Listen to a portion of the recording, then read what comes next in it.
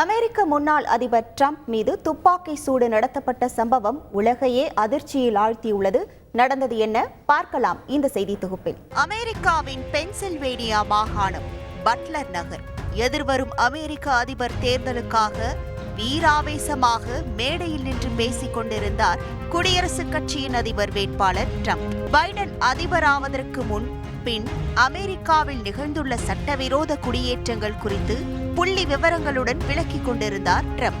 நம் நாட்டின் வரலாற்றில் மிக மோசமான ஜனாதிபதி என்று பைடனை விமர்சித்துக் கொண்டிருந்த அந்த நொடி பயங்கர சத்தம் காதை பிடித்துக் கொண்டு கீழே குனிந்தார். இந்த சத்தத்தை தாங்க முடியாமல் அமர்ந்து விட்டாரோ என கூட்டத்தினர் குழம்பி போயினர். வெகு சிலரே துப்பாக்கி சூடு நடத்தப்பட்டிருப்பதை உணர்ந்தனர். பரபரவென டிரம்பை சூழ்ந்தனர் பாதுகாப்பு அதிகாரி. என்ன நடந்தது, ஏது நடந்தது? திக் திக் நிமிடங்கள். கூட்டத்தில் கூச்சல், குழப்பம். வலது காதில் ரத்தம் பீரிட முகத்தில் இரத்தக்கரைகளுடன் எழுந்தார் டிரம்ப். துப்பாக்கி சூட்டில் அவர் உயிர் பிழைத்தார் என்றவுடன் தான் அங்கிருந்தவர்களுக்கு உயிரே வந்தது.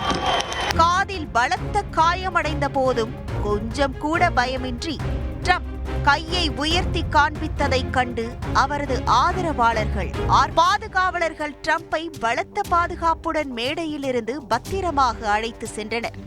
AR ரக ரைபிளில் துப்பாக்கி சூடு நடத்தப்பட்ட நிலையில் துப்பாக்கி சூடு நடத்தியவர் அதிகாரிகளால் சுட்டுக் கொல்லப்பட்டார். அந்த ஆசாமி ஒரு முறை அல்ல பல முறை துப்பாக்கியால் சுட்டுள்ளார். இந்த வன்முறையில் மேலும் ஒருவர் கொல்லப்பட்டதுடன் இருவர் படுகாயமடைந்தனர். டிரம்ப் மீது துப்பாக்கி சூடு நடத்தப்பட்டதும் அமெரிக்காவே அதிர்ந்து போனது. அமெரிக்க அதிபர் பைடன் டிரம்பிற்கு எதிராக பிரசாரத்தின் போது ஆதரவாளர்கள் மத்தியில் ஏற்படுத்திய வெறுப்புணர்வே இதற்கு காரணம் என விமர்சனங்கள் எழத் துவங்கின.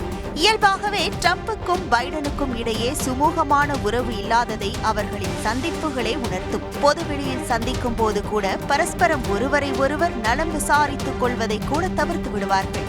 இந்த நிலையில் கடந்த சில நாட்களுக்கு முன்பாக அமெரிக்க அதிபர் தேர்தலுக்கான முதல் நேரடி விவாதத்தில் டிரம்ப் அதிரடி காட்டினார். அனல் பறந்தது அவர் பேச்சு. ஆனால் பைடனோ பதிலடி கொடுக்க தவறினார். இது பெரும் பேசு பொருளான நிலையில் பைடன் தேர்தல் பயத்திலிருந்து விலக வேண்டும் என கண்டன குரல்கள் வலுத்துவத சூழலில் டிரம்ப் மீது துப்பாக்கி சூடு நடத்தப்பட்ட நிலையில் பைடன் உடனடியாக டிரம்பை தொலைபேசியில் அழைத்து நலம் விசாரித்துள்ளார். பைடன் தனது கட்சி கூட்டங்கள், அரசியல் நிகழ்வுகள், டிரம்பிற்கு எதிரான அரசியல் பிரச்சாரங்கள் என அனைத்தையும் ரத்து செய்துள்ளார். அமெரிக்க அரசியலில் அசாதாரண சூழல் நிலவி வரும் நிலையில் முன்கூட்டியே வெள்ளை மாளிகை திரும்பும் பைடன் பாதுகாப்புத்துறை அதிகாரிகளுடன் அவசர ஆலோசனை கூட்டம் நடத்தவுள்ளார். சம்பவம் நடந்தது எப்படி, பாதுகாப்பு குறைபாடு ஏன், பாதுகாப்பை பலப்படுத்துவது எப்படி என்பது குறித்தெல்லாம் விளக்கமான ஆலோசனை மேற்கொள்வார் என வெள்ளை மாளிகை அறிவித்துள்ளது. டிரம்ப் மீதான துப்பாக்கி சூட்டிற்கு உலகம் முழுவதும் கடும் கண்டனங்கள் வலுத்து வருகிறது. அதிபர் பைடன், முன்னாள் அதிபர்கள் ஒபாமா, கிளின்டன், பிரதமர் நரேந்திர மோடி, மக்களவை எதிர்க்கட்சித் தலைவர் ராகுல் காந்தி மற்றும் உலக நாடுகளின் தலைவர்கள் ஜனநாயகத்தில் வன்முறைக்கு இடமில்லை என கொந்தளித்து வருகின்றனர். தான் நலமுடன் இருப்பதாக பதிவிட்டுள்ள டிரம்ப் அமெரிக்க ரகசிய சேவை மற்றும் பாதுகாப்பு துறையின் உடனடி நடவடிக்கைக்கு நன்றி தெரிவித்தார். அமெரிக்காவை காப்பாற்ற போராடுவதை என் தந்தை ஒருபோதும் நிறுத்த மாட்டார் என டிரம்ப் மகன் டொனால்ட் டிரம்ப் ஜூனியர் நிகழ்ச்சியுடன் உங்களை இன்றும் எப்போதும் நேசிக்கிறேன் அப்பா என மகள் இவாங்கா டிரம்ப் நெகிழ வைத்துள்ளார். FBI விசாரணையை முடுக்கிவிட்டுள்ளது. குடியரசுக் கட்சியின் தேசிய பொதுக்குழு திட்டமிட்டபடி நடைபெறும் என்று தெரிவிக்கப்பட்டுள்ள நிலையில் டிரம்பை குடியரசுக் கட்சியின் அதிபர் வேட்பாளராக அதிகாரப்பூர்வமாக பிரகடனப்படுத்த வாய்ப்புள்ளது.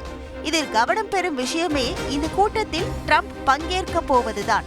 டிரம்ப் மீது நடத்தப்பட்ட துப்பாக்கி சூடு அமெரிக்க அரசியல் களத்தை பரபரக்க வைத்துள்ள நிலையில் இதன் தாக்கம் அதிபர் தேர்தலிலும் எதிரொலிக்கும் என்பதே அனைவரின் கருத்தாக உள்ளது. செய்திகளை உடனுக்குடன் தெரிந்து கொள்ள உடனே சப்ஸ்கிரைப் பண்ணுங்க.